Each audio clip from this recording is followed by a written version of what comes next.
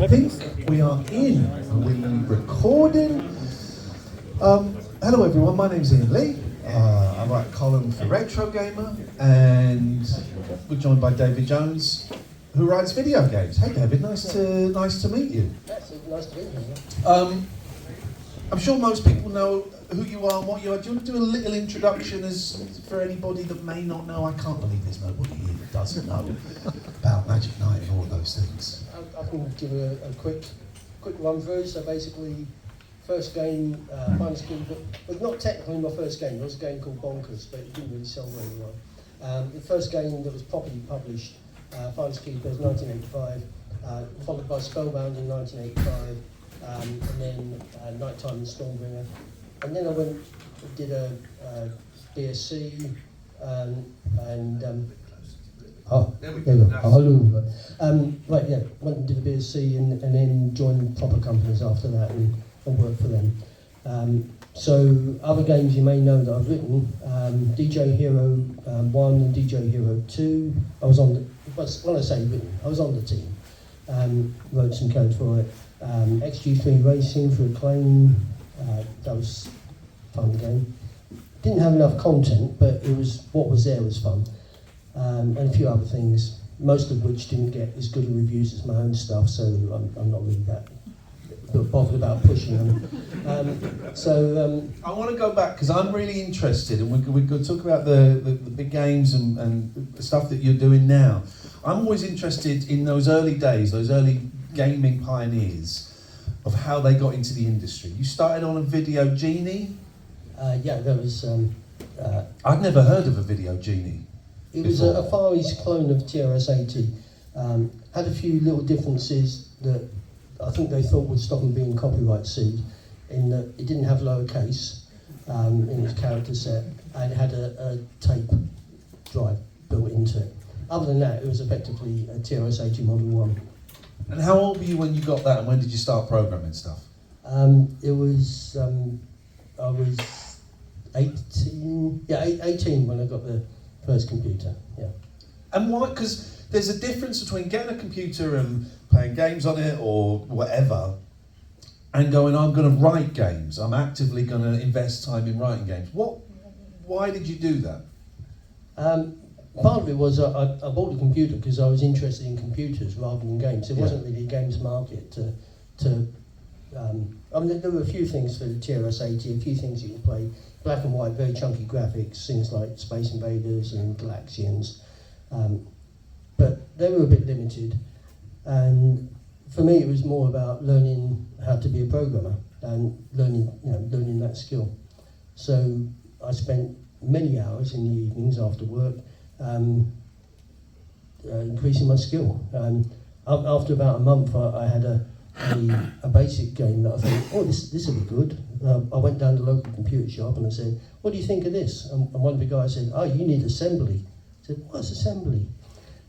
So a month later, I had something working in assembly language. It wasn't very great, but it was only 2 months into getting the first computer, so I can't knock myself too much for that. And then, so I went on sort of learning further, typing in a lot of listings and books, and because obviously it was typos, a lot of bugs crept in that way, so a lot of debugging crept in. And to my mind, debugging is the true skill of programming. It's all very well being able to program if everything goes right. You could just be lucky and it works first time. But if it goes horribly wrong and you still get it to work, that means you're putting the effort in and you're struggling to overcome the problems and challenges, and you're learning a lot in the process. How did you come up with the character, Magic Knight? What was the process to get in the... I'm assuming the character came first, then the game, or was it the other way around? The actual game, the actual character, Magic Knight, wasn't actually originally my idea. It was Albert Owen, who ran a video shop in Loughton, who thought of himself as, he was a taxi driver, and if you know taxi drivers, they have a lot of fingers in a lot of pies. And he wanted to be a software house, and nice bloke, but sometimes his ambition would overstretch what he was actually capable of. But he said, there's so many games at the moment that are set in space and set in the future. why not set something back in the past? And he showed me a public domain piece of graphics of a Magic Knight. So you may have seen the Magic Knight character knocking around in various things because it's actually a public domain piece of art for the sideways on knight holding the flag. So he said, how about something based on this character? And his son was a graphic artist, commercial artist. So he made some sprites for me. And yeah, we basically went to forward with that. So. How do you, right, because this is completely alien to me. This is going to sound like a dumb question. How do you make a game, right? Because it's so big, there are so many different things to factor in. The puzzles, the gameplay, the fun, the difficulty. How do you go about doing that? Are you drawing it all up before you do it? Are you just typing it and seeing where it goes? It's really down to, it's an old adage, but getting the foundations right. If you're building a game, you know you need something that's going to put some graphics on screen and move some graphics. You know it's going to have to move more than one pixel at a time. You know it's going to have to move a block of them. So you might start early on with something that prints characters on screen, then expand that to say 16 by 16 pixels rather than 8 by 8, and have it so it'll draw sort of character size, as in, I've used character two different ways here. Printing characters or game characters. So printing characters like ABC, 8 by 8 pixels. So you write something that does that. You learn from that, you expand. Then you work out, well, how do I make a game character appear on screen? That needs to be bigger than a letter.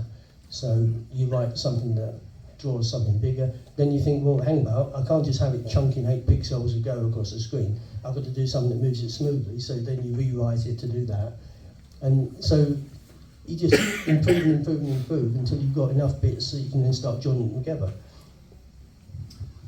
How did you go from having a game to getting it released? Did you go back to that shop and say, look, I've written this, fellas, what do I do now?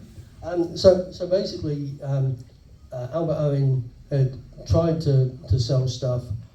He was selling a few out of the shop, but he didn't really have much of an idea how to do the marketing side of it. So he was touting it around amongst a few different companies, and one of them was Mastertronic. And Mastertronic said, oh, this is interesting. We've got an idea for an educational range of games. Why not put something in here that involves adding up numbers, like prices and stuff, and we'll call that educational, and then we'll sell that as an educational game.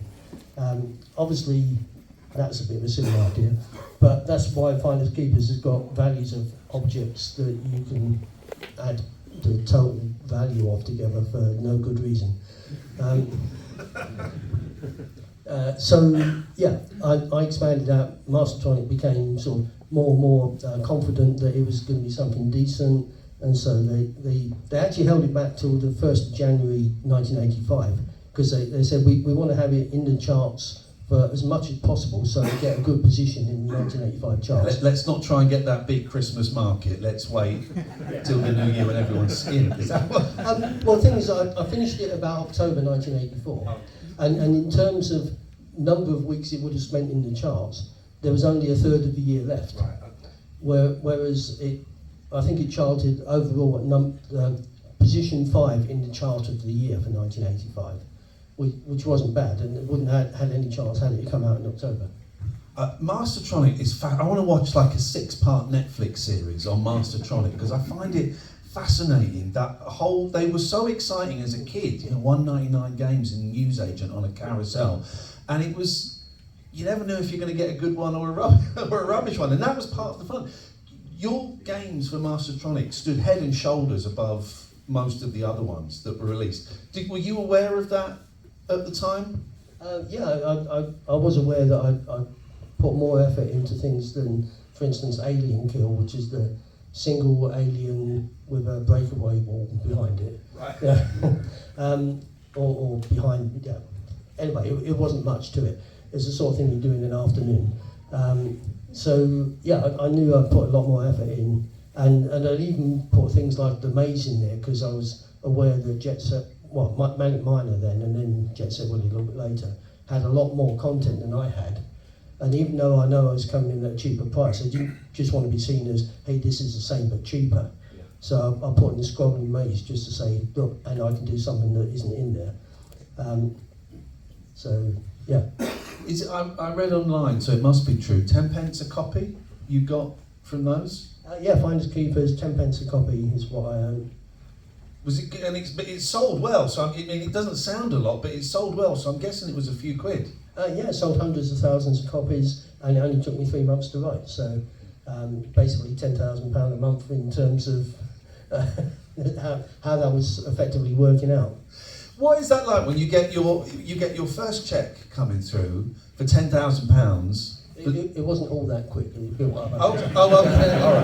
All right. Well, but still, you start getting money coming in for a game you've written. That must have been an amazing feeling. Yeah, it was. Yeah, and that's why I wrote the next one. Yeah. All right. So, what was different about the next one? How did you decide to approach it? Well, for the next one, I'd seen an Apple Mac in the shop window for about 5 minutes, and seeing the Windows, I thought, oh, I could do something with Windows, and I wanted to write something that was more text adventure-y. I mean, I had the inklings of a hint of the style of it in Finders Keepers, but I wanted to take it a lot further. I wanted to have the sort of game that, say, equivalent of a Scott Adams adventure where you type in a whole bunch of stuff, but without the need to work out what actual verbs and nouns and stuff that he'd actually decided were the ones you were going to use. Now, obviously, with those games, they use a lot of varieties of words, so you've got get, take, receive, could all do exactly the same thing. But I still wanted it to be a lot more obvious. So by presenting the player with a hierarchy of if you've done this, then these are the words that work, and these are the words that work from that. It seemed to me a sensible way to do it. But then I could also have arcadey type elements where you walk into a room and you've got to avoid something that's moving as well. So I felt it was the best of both worlds, and it was the sort of game I wanted to play. So I was hoping you guys would want to play it as well. Are you surprised you're sat here, nearly 40 years later, you're in a room, you've got a load of people here that are sat here watching you, keen to hear this. You're being filmed by telephones. Right? Can you believe this? 40 years ago, would you ever thought you'd still be talking about those games decades later? I wouldn't have thought it 40 years ago, but there's been various points between now and then when similar sorts of things have happened. So I'm sitting here thinking, this is what I expect to happen now, without wanting to sound big-headed about it. Yeah, I mean, it's lovely, and I really appreciate how much you guys like my games.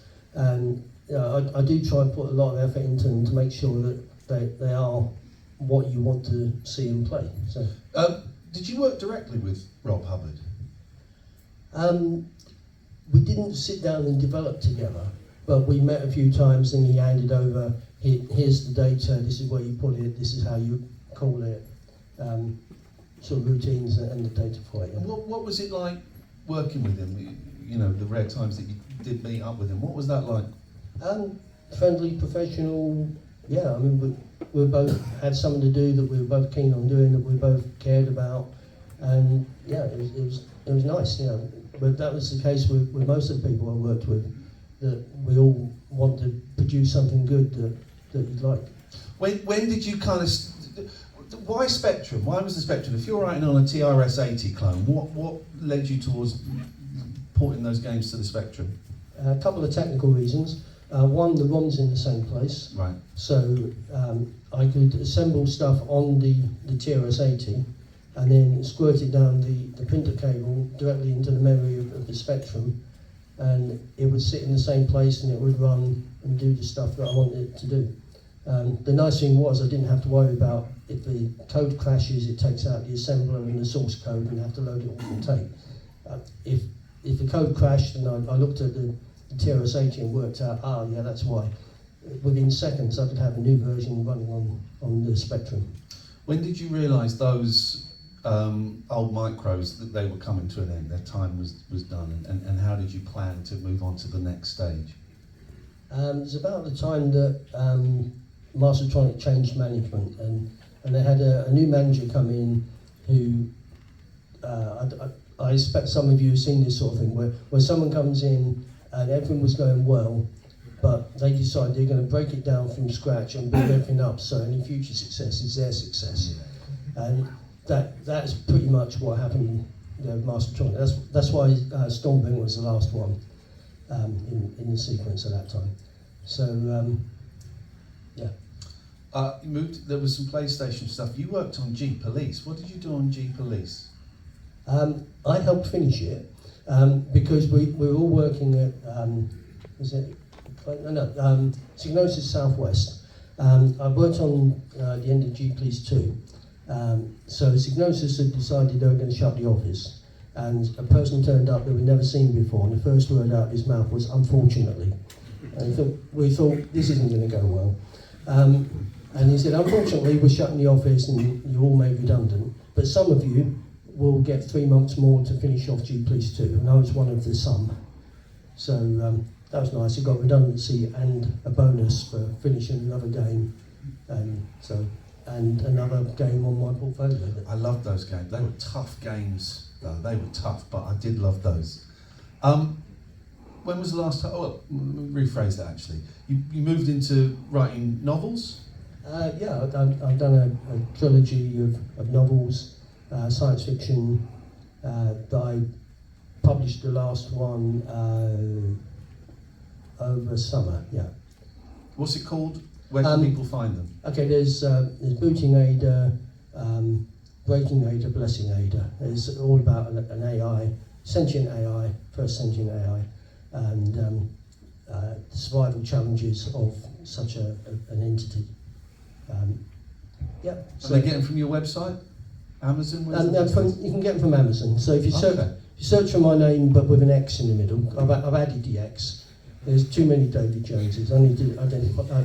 I distinguish myself somehow. So David X Jones. You can find all that on Amazon. And I imagine there's, you know, you talked about the adventure game element. I imagine there's a similarity between writing novels and writing games like those early ones. Similarities and differences. Yeah, I mean, with a novel, at the end of the day, you've got to write something that the reader is fairly convinced you intended to write, rather than something that evolved. That just requires a lot more editing.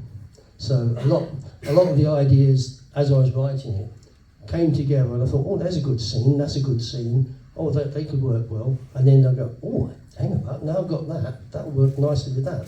And I had, from the start, I had some intended outcomes at various places, but how I actually got there was an evolution in the same way as how I wrote the games. With the games, a lot of it was about, here's an interesting puzzle, if I have that puzzle and this puzzle, yeah, that gives a clue to this third puzzle. Or here's an interesting piece of general knowledge that I know that, especially back in the 80s, people without an internet, which I didn't even know what it was myself at the time, wouldn't be able to quickly look up. They'd have to know the same general knowledge as me.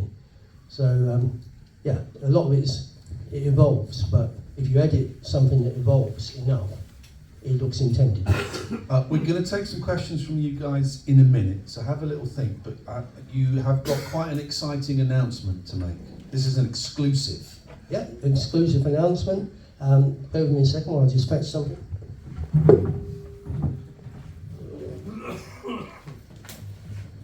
The bag is coming out. Hold on up. Okie dokie. Ready? Yeah. So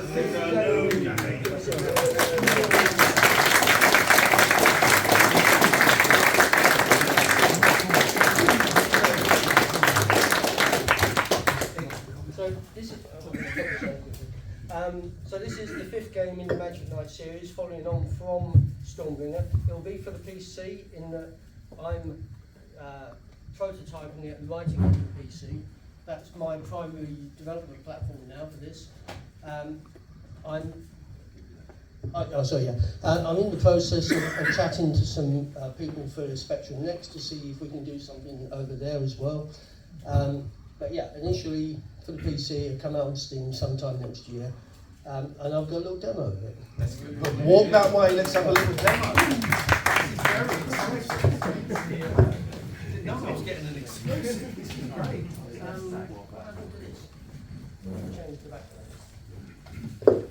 Of course, there'll be technicals. There's, don't look at his password going in.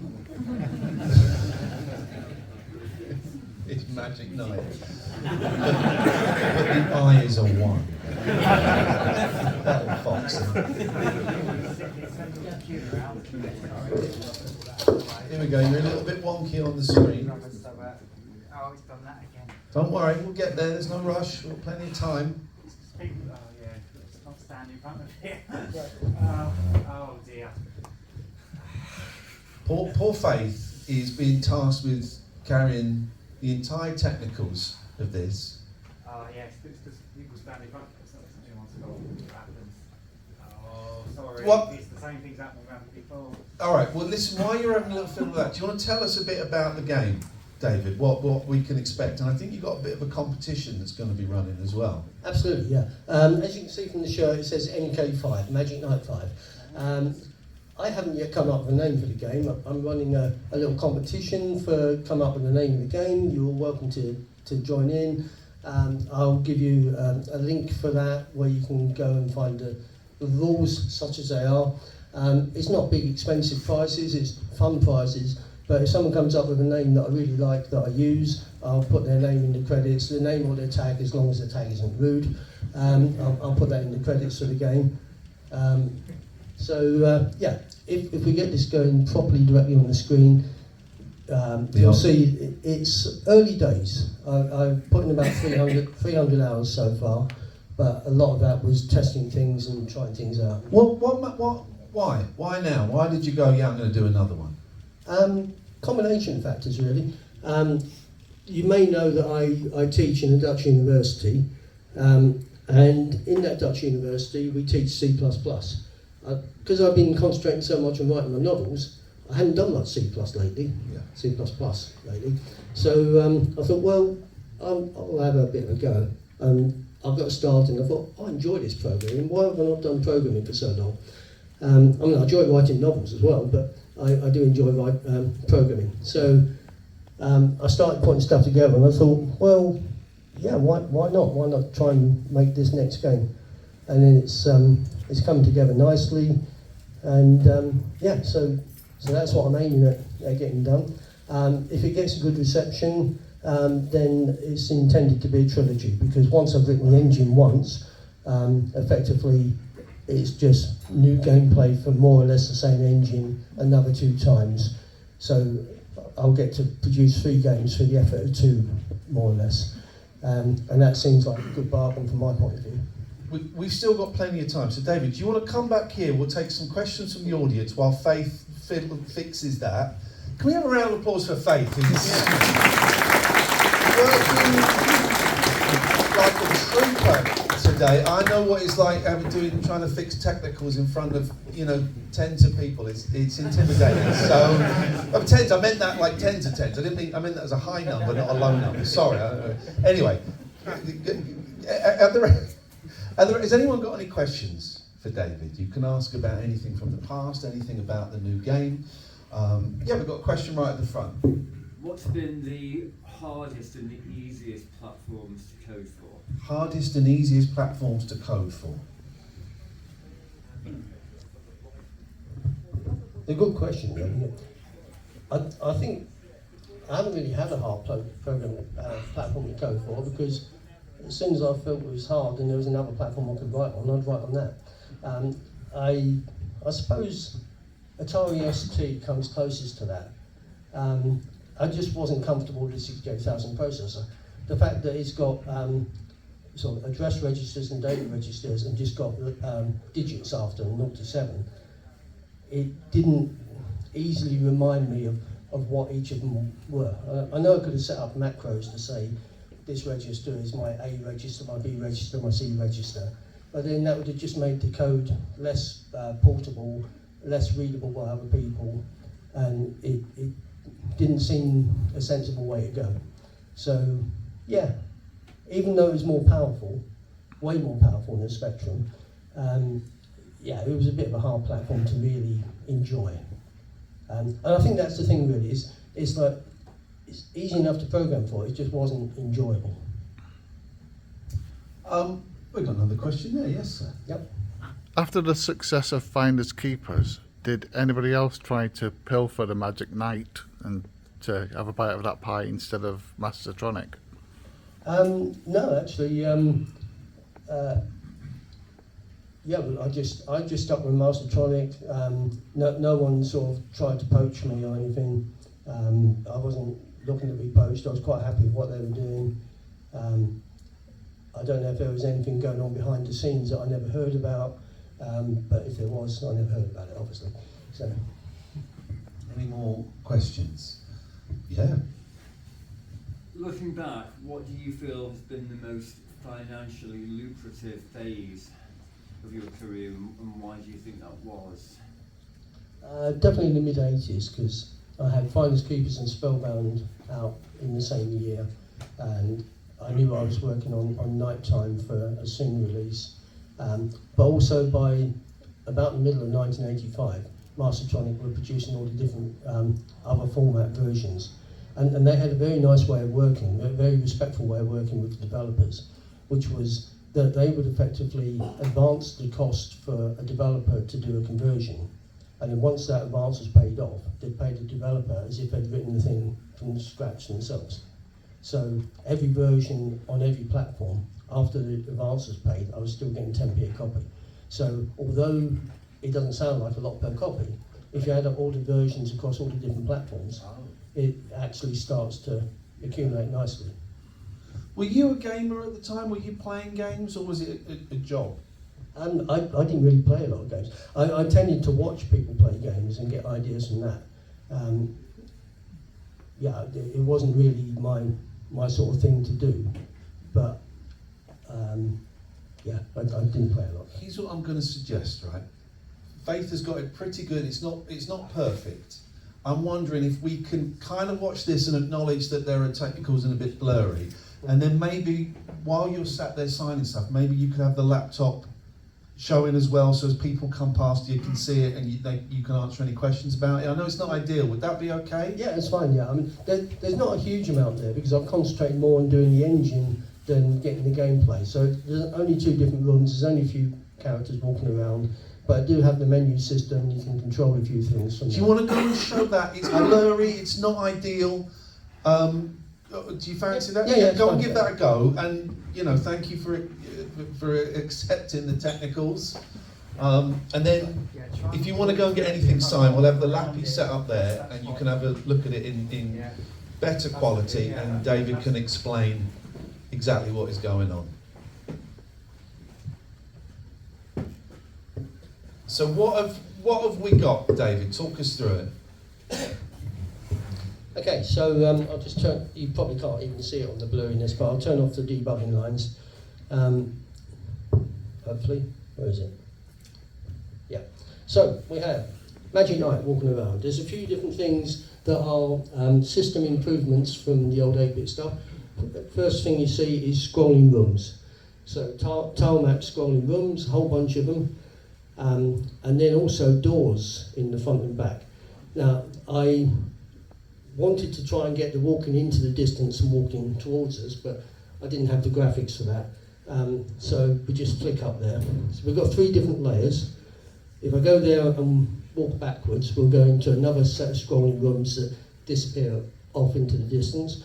If I come here and walk forward, we'll come to another set of scrolling rooms and walk the other way. So we've got a whole big map.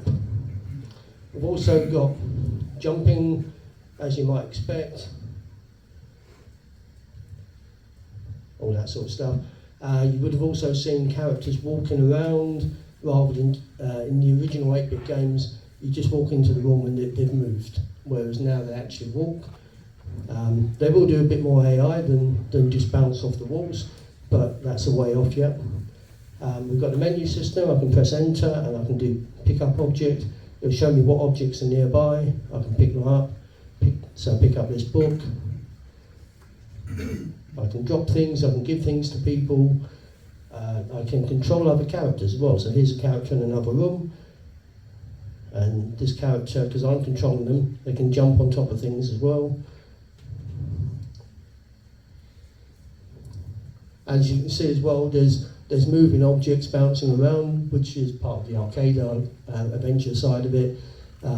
There will be ways to pause them or slow them down to give you more chance to get past. There's a whole bunch of stuff that you can't see yet. It's under the hood. It's part of the system that I'm putting together.